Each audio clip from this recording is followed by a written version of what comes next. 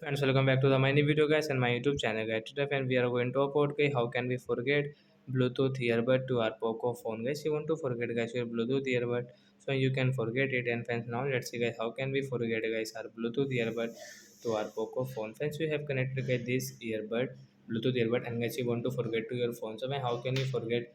Today, I will show you in this video, guys. So, before starting video, friend, first of all, go and subscribe the channel, click the bell icon, like the video, guys. First of all, guys, we will on our phone setting. After on phone setting, guys, scroll it, friends, click on your phone Bluetooth settings. So friends, you can see, guys, we have connected, guys, this Bluetooth Playtone TWS company earbud, and guys, we want to forget. So right side tap here, friends, you can see your device name first of all. So you want to change, guys, your Bluetooth earbud device name. So as you can change if you want.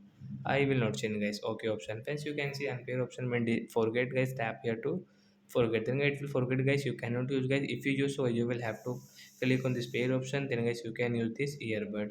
So like that, guys, we can forget our Bluetooth earbud to our Poco phone. So that's it, guys. Thanks for watching the video. Bye, guys.